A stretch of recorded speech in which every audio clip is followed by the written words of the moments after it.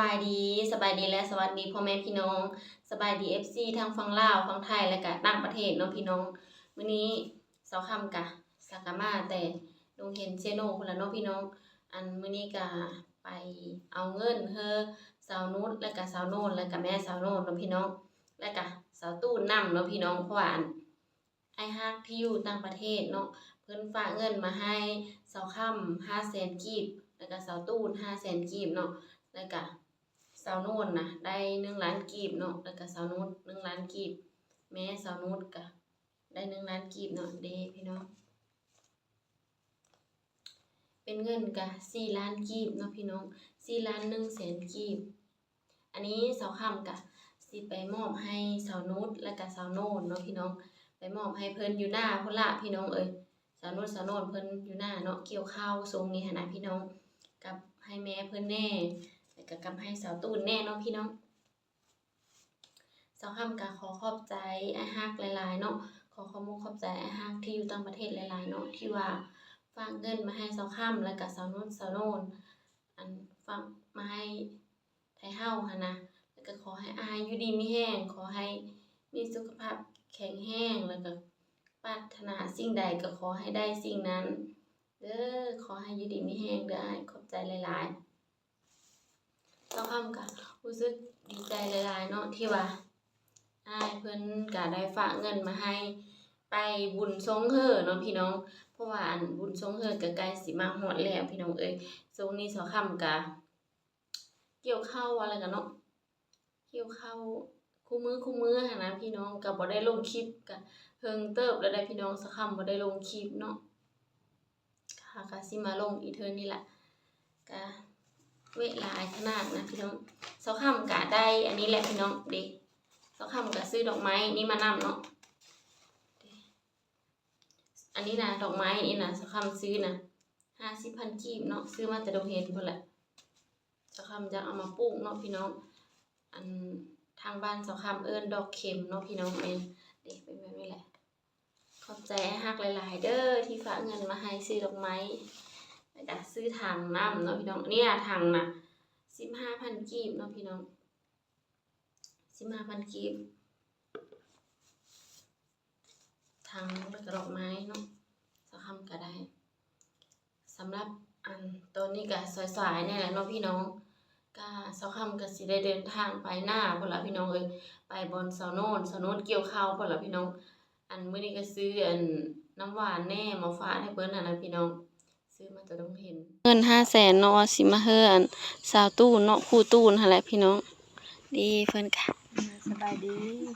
อันนี้ก็เงินอ้ายฮักที่อยู่ต่างประเทศเนาะมาเฮือครูตู้ขอบใจไอ้ฮักเด้อด่วนมีกาบ่อ้ายอ้ายฮักอยู่ต่างประเทศเนาะเพิ่นฝากมาเฮือครูตู้แล้วก็เฮือครูตู้ก็อวยพรเฮือเพิ่นแน่ขอบใจหลายๆเด้อขอเฮืออ้ายอยู่ดีมีแห้งเฮือมีแต่ความสุขความเจริญเนาะยิ่งขึ้นไปเด้ออันก็ขอบใจเนาะดีใจหลายๆครูตู้ก็ดีใจแห้งพี่น้องเฮ็ดเยอะเงินเด้นี่เนาะเงินค่ะ500,000เนาะก็ได้ไปบุญส่งเฮือพี่น้องขอบใจหลายๆอันสาวค่ำก็ได้ข่าวว่าครูตู้น่ะได้ไปสอนอีกแล้วบ่ตอนนี้นะแม่นไปสอนอีแล้วอันสอนอยู่ซิเลยครูตู้ไปสอนอยู่บ้านนานี่นะฝากบ้านเฮาไปนี่นะป้าได้มาถามไปแต่ว่ามันไกลได้พี่น้องไปเล็บทางมีแต่ป้านะไกลมันก็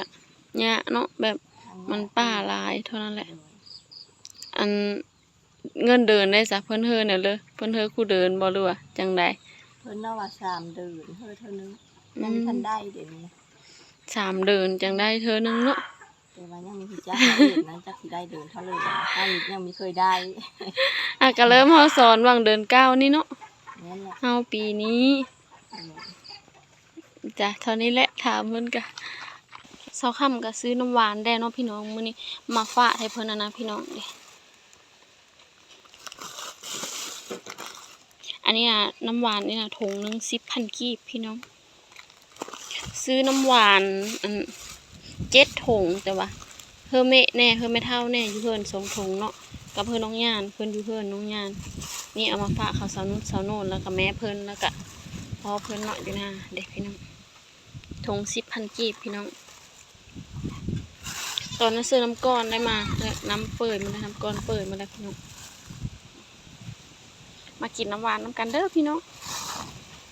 เดี๋ยวอันเสาค่ำสิเอาเงินอันนี้ไปให้สาวนุชแล้วก็สาวโนนเนาะพี่น้อง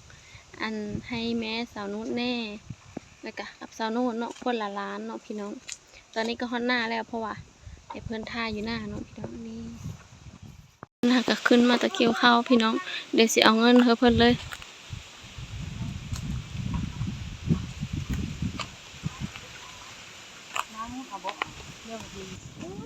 ตัวนี้ก็คือแม่สาวนุช1 ล้านกีบนับเบิ่งเด้อ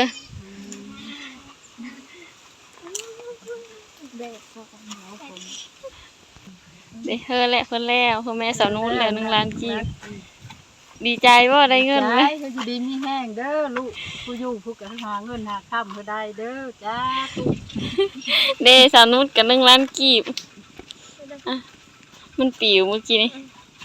ขอให้อายอยู่ดีไม่แห้งได้ขอให้ ครบบ่1 ล้าน ครบ หืมถ่ายอันยืนเด้โน่นกับ1 ล้านกีบงับเบิ่งเด้อโน่น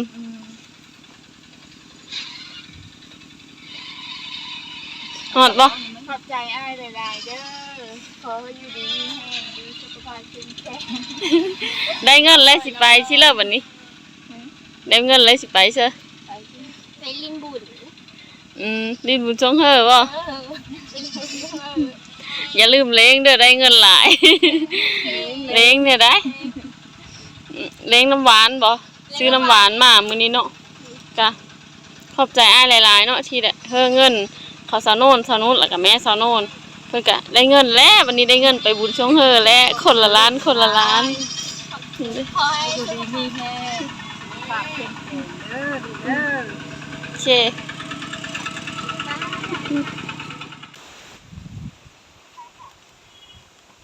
ตัวนี้ยังมีเสื้อน้ำได้นู่นเนี่ยลายเติมเนาะ10,000ธง10,000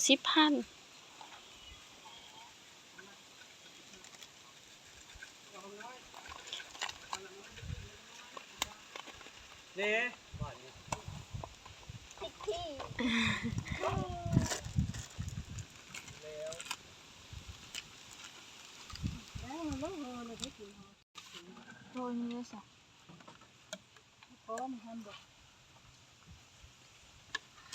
กินได้ไหมแฮมน้อย ลาบ่กินเด้อ